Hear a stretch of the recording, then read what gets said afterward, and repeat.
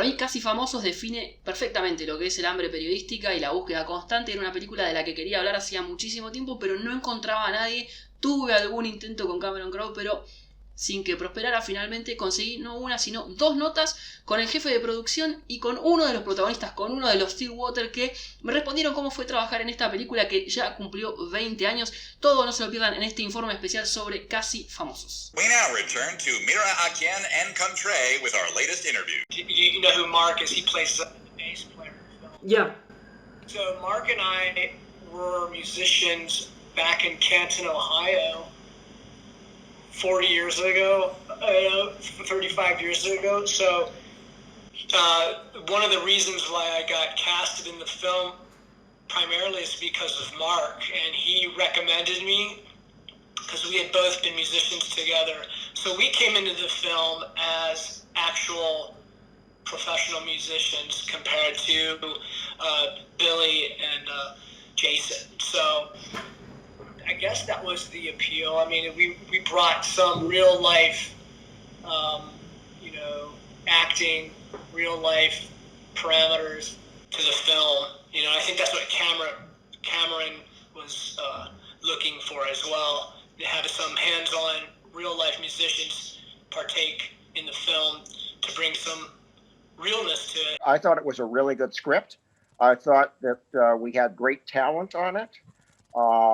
I believe that there was an audience for it, because, if nothing else, because of the music. And the story was a journey. It was Cameron Crowe's journey as a young man. And while it was autobiographical, it was not a documentary or anything. It was good entertainment. Hello. This is the music editor at Rolling Stone magazine. Is this William Miller? Yes, it is. I think you should be writing for us. I had previously worked on a movie with the person who became the producer of this, Ian Bryce. And I was Ian Bryce's production manager. And Ian sent me the script, and I read it, and I thought, I love this. I absolutely loved it. Yeah, so it's funny because when I went to audition, they had given me like a good amount of lines to memorize. And I'm not really a schooled actor, so I was like, oh my God, I have to memorize this? What? So, and then I got to the audition and did the lines, and it was funny because the casting director, she was acting as the other actor, and so to have that response come from her, I was like, wait, I didn't rehearse it this way. I didn't have someone else talking to me. Then it kind of clicked, like, oh, well, this is acting. You got to respond to the person that's talking to you. So that was a cool little anecdote from the audition. And Cameron wanted to keep my character Silent Ed. He wanted to keep me like that. So, yeah. And that was his choice.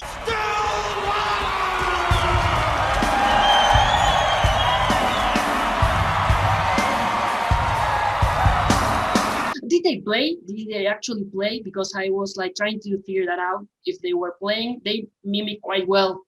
If not, I know that the drummer is an actual drummer. The songs were all pre-recorded. There was music, for want of a better term, boot camp. I don't know exactly, rehearsals, I guess you would say, or something like that. But those that didn't know how to play or were not musicians were taught, and obviously taught well. So yeah, we did probably 6 weeks of just rehearsals. What you would call rehearsals. Just getting together at a rehearsal facility and practicing, running, playing over the playback, because Billy couldn't really play and Jason couldn't really sing the parts. But, Mark and I knew the parts, and so we were pretty much just lip syncing over the actual parts that were recorded. But, no, it was great. I mean, we just got together and we would run through the set for an hour or two, and then we'd have lunch together and stuff. And we did that for 6 weeks. So by the end of that, we pretty much felt like a band. Yeah. Absolutely. It was good acting, but it was excellent rehearsing and education. They look perfect doing it. I'm not taking anything away from them. Yeah. But and Jason looked great, Yeah. Singing. Yeah.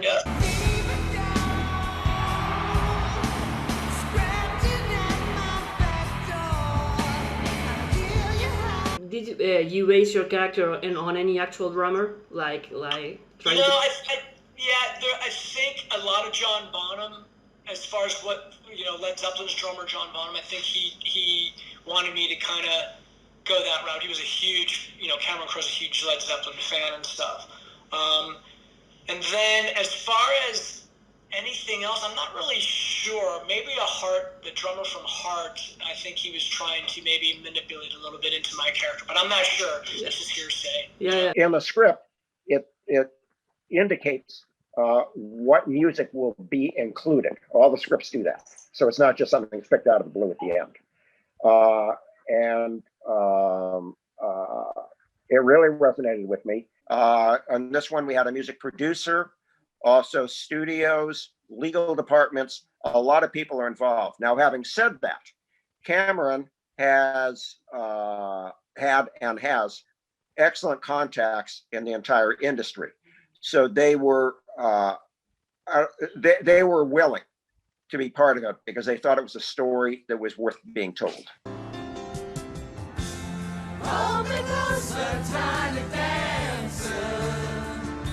Why do you think we remember that scene where they all sing together, Tiny Dancer? I mean, this is a pivotal moment of the movie where they get along again, maybe after egos start to shine a little, and they are traveling back and singing. So why do you think that scene is so important for the movie? You just said it. That's why it's so important to the movie. We were on a bus. I think we were filming in Sacramento, up there near Sacramento, and we shot that scene a bunch of times. There was a camera attached to the ceiling of the bus, so we could slide back, without any kind of movement from a human being.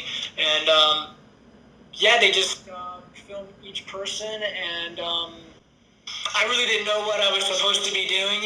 Cameron just left it up to that, so I was just sitting in the back with some sticks and just, practicing away, or warming up my hands in the bus. And that's the scene where Russell comes in and is all devastated, and so we're just trying to get our gearings back into being a band again as we take off and stuff. So. For me, it's a matter. I become an audience if I'm not actually working on the set and seeing what's going on. I wind up being an audience member just like you. So that's the way that I see it. You have perfectly described it. It was a moment of realization. Yeah. And then, of course, I wasn't supposed to sing either. Cameron said, "Make sure you don't sing." I'm like, "Oh God, all right."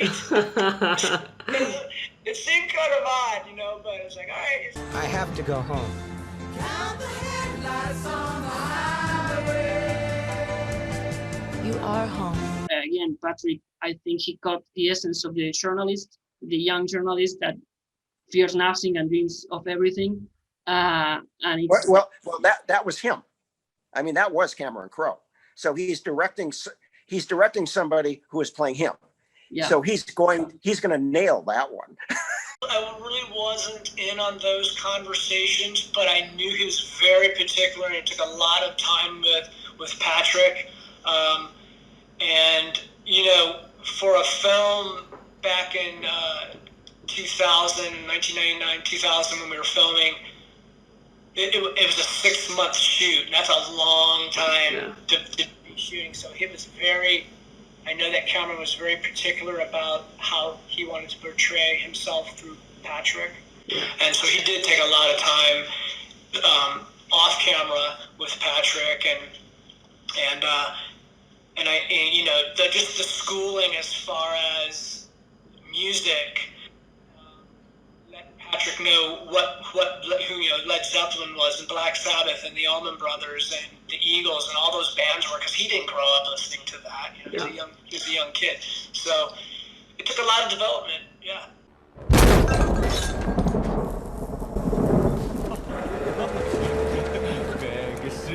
Well, let me ask you a question. How do you think we shot it? I think it's like maybe a set, and you move the camera, and that's it. you No, I understand. No, that's why I asked. The plane was constructed on a what they call a gimbal, and it was like 4 pistons, and you could control the whole thing by a set of handlebars. So a motion platform is a remote controlled unit that is computerized, or somebody who has where's my hand? They have like a joystick.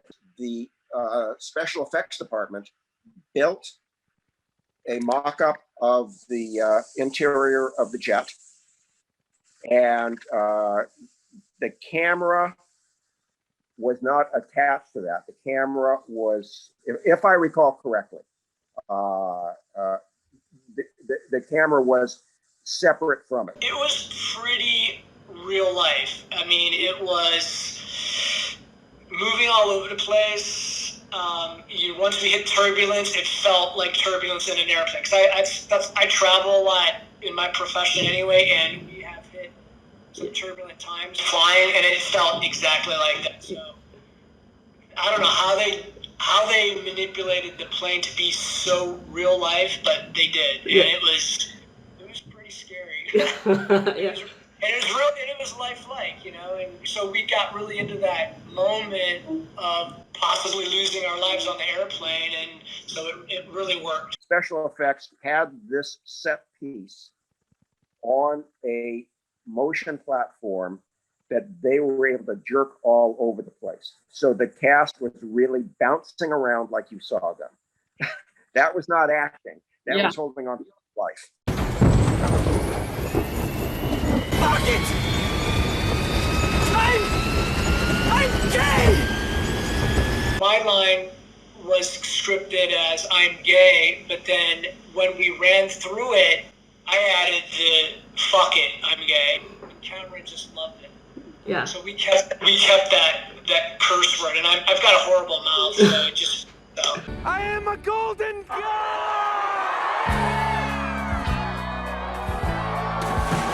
Innocence runs wild. That it didn't do well at the box office really did surprise me. But I can't give you a reason why. I don't know. And the fact that you are interviewing me 20 years later, and that I've been asked for some other interviews, which I will tell you I have not given, makes me realize that there is an audience that likes it. And I also think that it speaks to, if you'll pardon the expression, a kinder, gentler time.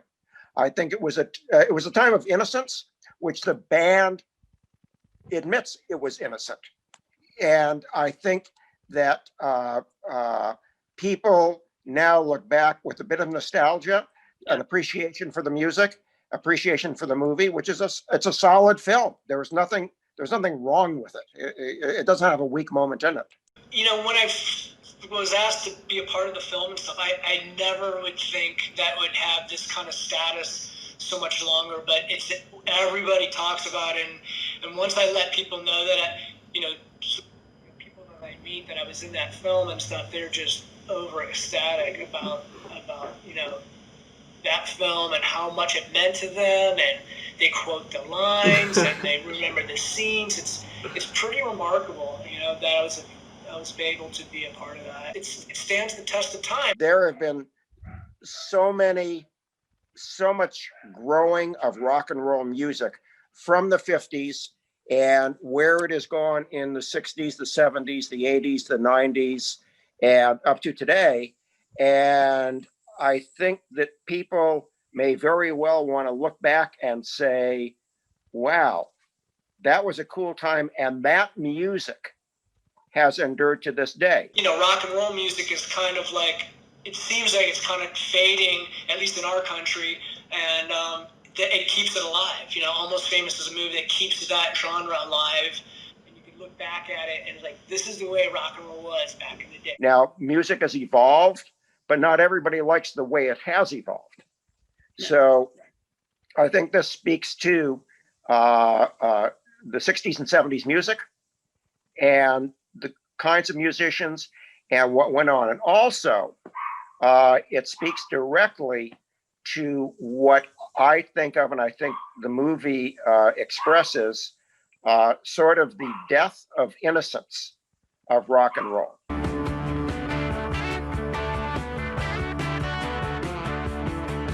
Don't you have any regular friends? Famous people are just more interesting.